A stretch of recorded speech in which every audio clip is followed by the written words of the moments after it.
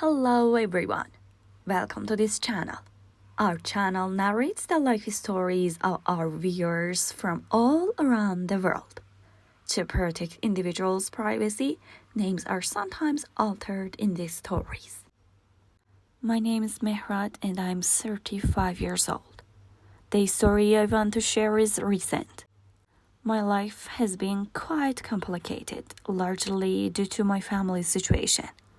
From what I remember, my parents always had issues with each other, and it was due to their forced marriage. At first, they didn't show me their conflicts much, but I could sense how troubled they were, which had a negative impact on me. Most of the time, I was absorbed in my own world, and sometimes I really worried that I might lose them and be left alone.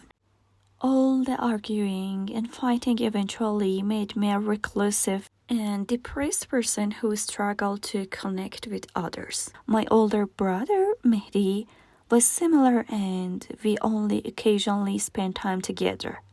We were going through a tough time and no one seemed to care about us. Years passed and I grew up. By the time I was a teenager, the emotions I had repressed during my childhood began to surface. I became quite aggressive, and as I got older, this behavior became more pronounced. I went from being a reclusive child to a young man who attended many parties and drank alcohol. By the age of 19, after finishing school, my friend Milad and I decided to study for a couple of months to get into a good university. He was like a brother to me. Despite being far behind in my studies, I had no choice but to focus on them, despite the ongoing arguments and poor conditions at home. During that time, things at home were very chaotic, with my parents arguing more than ever and only waiting for opportunity to end everything. My brother Mehdi spent most of his time at his friends' houses to avoid the toxic atmosphere at home. I spent most of my time with Milad. I took various exams and during that period I saw a girl in our neighborhood. From the first moment I saw her, I fell for her deeply and wanted to connect with her. But I was a little afraid she might reject me. And I had a lot of pride that made it hard for me to handle rejection. Eventually, I mustered up the courage, found her through social media and told her how I felt about her, without any preamble. After a few hours of not receiving a response, she finally came online and started chatting. From her words, it was clear she had seen me in the neighborhood as well. The living conditions in our area were somehow better compared to others, and we were somehow visible. In our conversation, she kept saying she needed time to get to know me better and that it was better if we took things slowly. Seeing that she had a point, I decided to proceed more calmly and slowly. I started dating Mahsa and I was very excited. It took about a month for her to officially agree to be my girlfriend. My feelings for her went beyond that short period. I had been watching her for a while and had grown fond of her.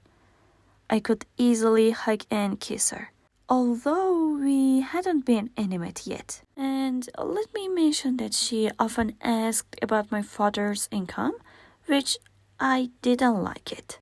After 2 or 3 months, when my exam results came out, I was happy because I could pursue a good job and field of study. A few days later, I got into a fight with someone outside and called Mehdi for help because they wanted to take me to the police station. He was driving then and suddenly the call was disconnected. I called him several times but he didn't answer. I was worried until my phone rang. and it was Mehdi's number. When I answered, a strange man told me that Mehdi had been in an accident and was in critical condition, and he also gave me the accident location. But since I was being taken to the police station, I could only inform my father. At that time, due to the severe altercation I had with the person in the street, which was somewhat a result of my argument with Mahsa the night before, I was taken to the police station. I was worried about my brother's condition and knew someone had to come and post bail or be a guarantor for me to get out. I spent that night in extreme stress and anxiety, worrying that if something happened to Mehdi, it would be my fault for calling him at the wrong time. The next day, I hadn't even slept when a soldier called my name. They brought me the bail documents and I was released. I thought my father had come, but in reality, he had given the documents to one of his workers. When I got home, all the walls were covered with black banners and everyone was crying. I found out that my brother had passed away. My father came to me. He slapped me hard and said that I caused him to lose control of the car. And that's why he is no longer alive. He wanted to fight me, and others had to pull him away. It felt like a bucket of ice-cold water was poured over me. How could this be? None of us were in good condition. Right there, I burst into tears, overwhelmed with grief. How could I believe this? After Mehdi's death, everything fell apart. My father officially kicked me out of his life, blamed me for Mehdi's death, and took away everything he had given me, money, the car, and so on. I was essentially cast out of my family, in a terrible situation where I was constantly thinking about my brother. But now I had to rely on Milad and live with him. I expected Mahsa to be there for me and make me feel better, but she grew distant. Once she knew I had been kicked out of the house, she spoke to me much less, as if I had become a stranger to her. Eventually, one night, she blocked me everywhere and said she could no longer stay in touch with me and that I was no longer a part of her life. I was in shock. Everyone was abandoning me, and it became clear that the girl I loved so much had only been interested in me for my financial status and was now pulling away. After some time, I tried to pull myself together and went to work. I kept myself busy with work all day. My mother kept calling, pleading with me to come back home, saying that she didn't want to lose her second son. But my pride wouldn't let me return to the house that had rejected me. I worked half the day at a large restaurant and the other half at a store. At least I had an income, and the restaurant job paid relatively well, allowing me to save some money. About a year after Mehdi's death, my mother called me and said she had been negotiating with my father about my return home and had eventually divorced him. She had received the house and a car, and she asked me to come live with her. I couldn't believe it. My mother had divorced my father because he had not forgiven me, even though there had been a sense of love between them despite their differences. After much internal struggle, I realized returning to my mother was the best option for me. This way, I wouldn't be a burden on Milad. Although I still stayed in touch with him and we even worked together. Sometimes he felt like Mehdi to me. Now I had a place to live and my mother was no longer alone. So I moved in with my mother. She said she would transfer the house to my name and the car would be mine. But I wanted to work and build my own assets. I had fallen deeply into depression and had turned from the lively and mischievous young man I was a couple of years ago into a depressed person. My life had become all about work and university, and I didn't think about love anymore because I was afraid of being alone again. Then, after a year or two since my brother's death, my cousin Nestaran constantly reached out to me, both in person and online. One night she sent me a message saying that despite it being difficult for her to put aside her pride, she had feelings for me since childhood and liked me. I didn't want to make a hasty decision, so I consulted with the psychiatrist I was seeing, who said it wouldn't be bad to give myself a new opportunity. Slowly, I tried to connect with her and leave the past behind, and I informed my mother as well. I proceeded cautiously for the first 4 months, just getting to know her and allowing my feelings to develop. As I got to know her better, our relationship grew stronger and more intimate. But this time it was based on reason and logic rather than teenage emotions and excitement. After a long time of knowing each other, I confessed my feelings to her and we became more intimate. Nasara would frequently ask me odd questions about how many girlfriends I had, among other things in our conversations. Milad was aware of all the events in our relationship and even had gone out with Nasaran a few times. We formed a trio with Milad. Eventually, when I felt I knew Nasaran well enough, I decided to marry her because I was turning 24 and wanted to settle down quickly. So my mother and I went to propose. My aunt was supportive and everyone was waiting for Nasaran's answer, which she said yes. After a few days, we got engaged and now I could be with her comfortably and very easily. It's worth mentioning that I used some of the money my father had left for us for investment, and Milad also contributed some money so we could become partners. I and Milad started a very successful boutique that became quite popular from the beginning. Now I no longer needed to work at the restaurant. Milad kept saying that this girl wasn't right for me. And when I asked him why, he gave ridiculous reason that I didn't take them seriously. After a while into my engagement with Nasaran, I felt that Mehdi's loneliness was bothering him and that he was a bit envious of my life, though I didn't let it show. During the 6 months we were engaged, whenever Nasaran and I went somewhere, Milad would come along. Then one day Milad came to the boutique and said he wanted to get married.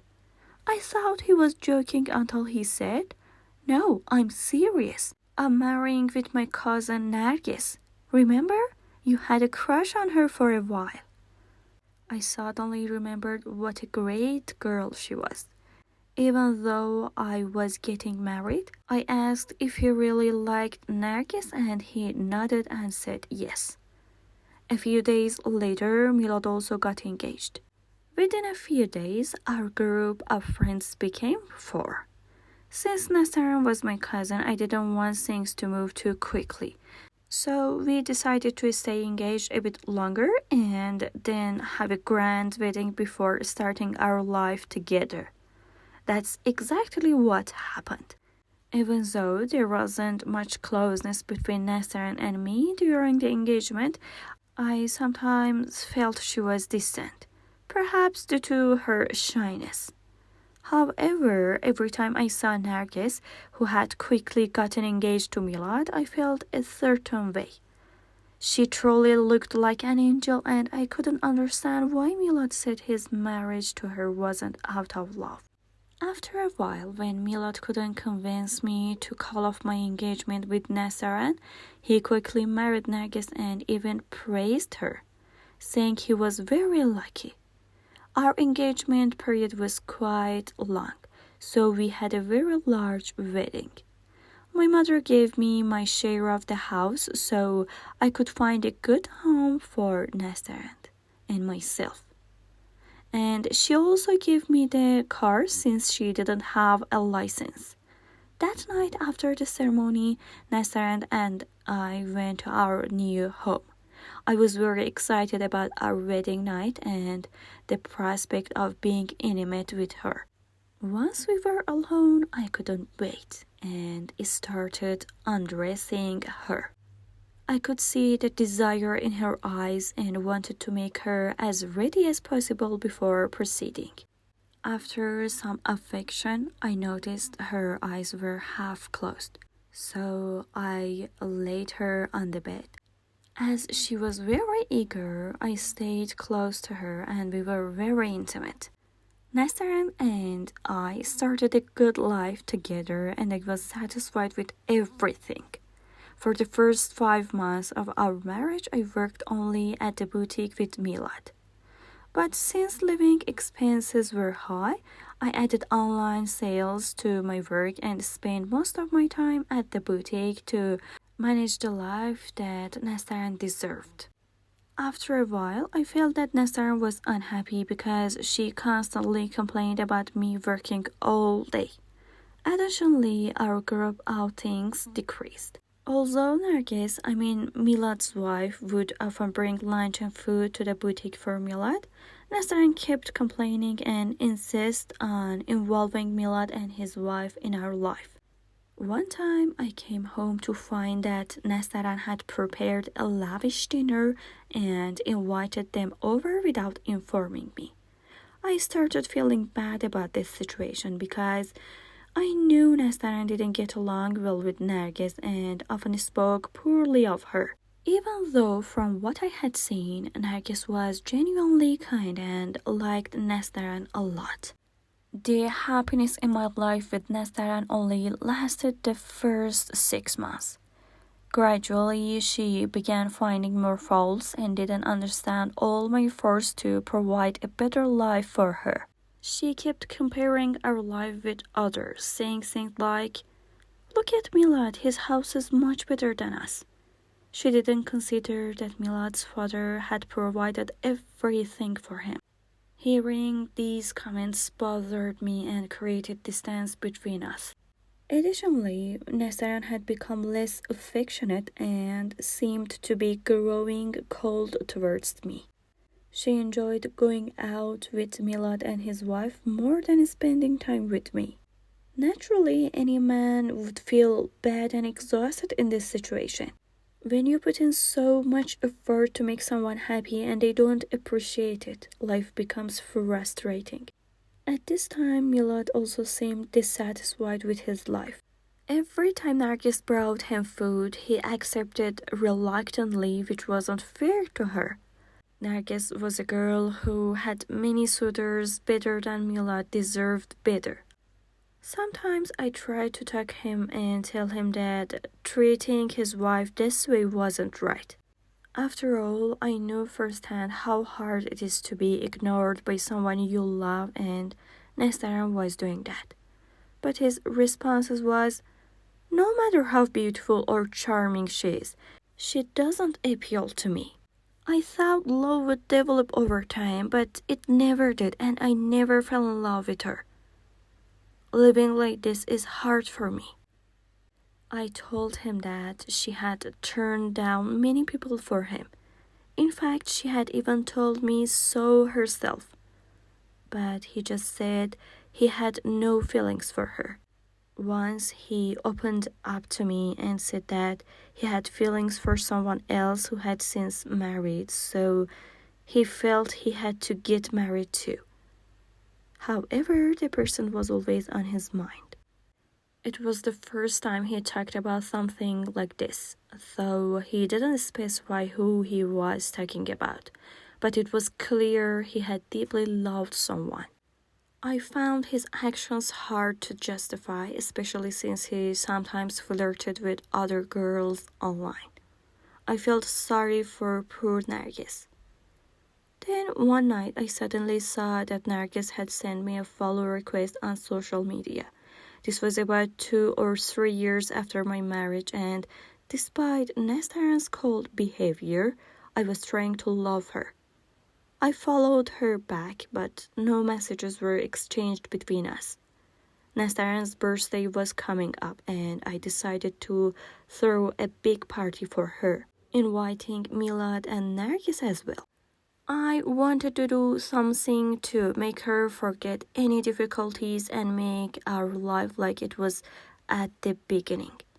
I reserved a restaurant and coordinated with Milad and Nargis to come there in advance. Everything was set for a grand celebration.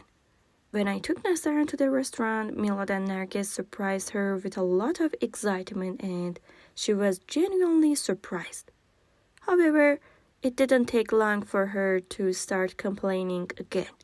She joked in front of them and saying things like, "You could have booked a bigger restaurant," or "The cream on the cake was terrible. I hope I don't get a stomachache." Nargis looked at her strangely. Despite my efforts to give her a great birthday, she could only find faults and didn't even smile to make me happy. After dinner, she suddenly got up from the table and went to the restroom, then complained that the cake was so bad she ended up throwing up. I was deeply hurt by her words and stepped outside the restaurant for a few minutes. Milad came after me and said, "You know from the start how she is. She's always been like this. Don't take it personally. She's always been pampered and hasn't seen any hardships. That's why she behaves this way." That night we went home and I thought I could improve the situation with Nestaran, but her behavior had left me feeling so bad that I realized it wasn't going to work. I was very depressed, and without even thanking me, she went to the bed. I knew she had many fantasies in her mind, like dining at the most expensive restaurant in town and having an entire cake. But I had done my best within my means, and it went unnoticed. While I was browsing social media, Nargis suddenly messaged me saying, "I'm really sorry about Nasaran's behavior tonight. You truly made every effort, and it shouldn't have ended up like this. Don't be upset and ashamed. Milad and I are not strangers." I slowly opened up to her. I was so upset and needed to vent to someone. And it was about 4 a.m. before she finally stopped listening. I asked, "Why aren't you asleep yet?" And she said Milad wasn't home and was at the boutique for work. But I knew the boutique had no work at that time of night. It wasn't long before she shared her own issues with Milad, and I completely understood her. Nargis and I continued to talk calmly and share our life experiences.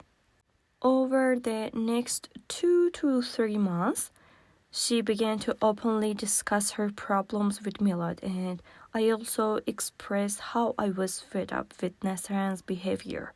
Although I married for love, Nastaran's attitude had driven things to this point. Eventually, I asked Nargis to come out and be my guest, since Milad didn't do that for her. After we had a meal together, we continued to see each other, and as time went by, I developed feelings for her. However, I lacked the courage to say the word divorce to Nastaran, even though our marriage had long been falling apart. After about 5 months of staying in touch, one day when Milad avoided going to the boutique and I suspected he might be going after another girl, Nargis wanted to see me. I went to see her and we drove outside the city so no one would see us. While I was driving, I gently placed my hand on her leg. She resisted a bit and was shy, but I continued, and then I pulled over and we began. Her shyness was still visible in her eyes, but both of us needed it. We hadn't been close with our spouses for a long time.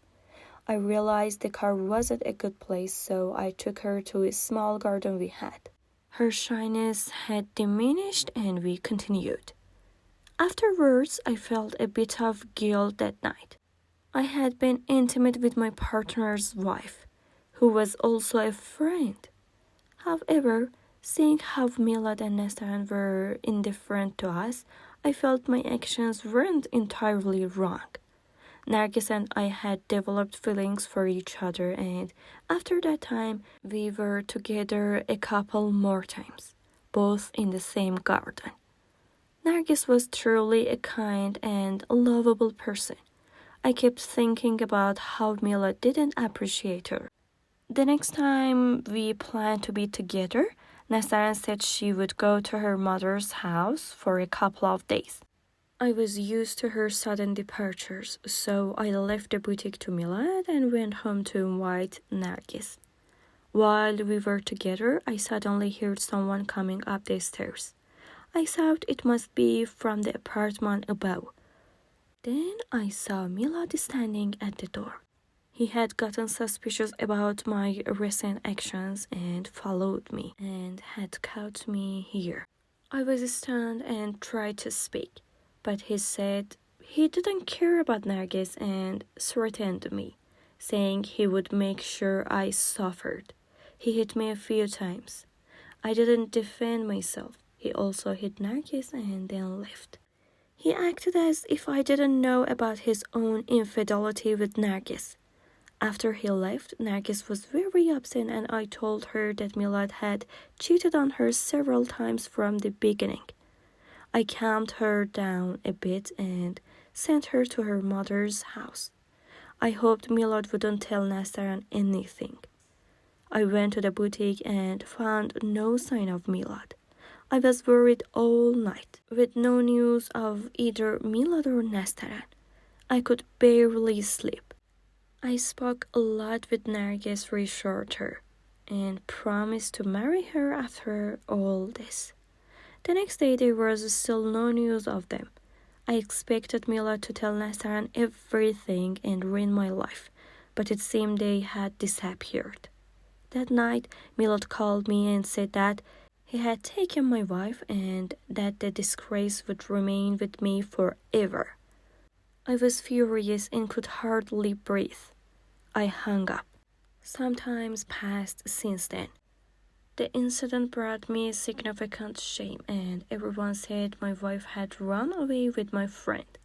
Although I knew I was partly to blame, I later realized that Milad and Nastaran had been involved even before Nargis and I were together. I divorced Nastaran in absentia and cut off contact with her family. I had always suspected something between them. They just portrayed themselves as victims. It took some time for Milad to divorce Nargis as he wanted to torment her. But eventually Nargis received her divorce papers and then we married. Despite all that happened, we have a good life together.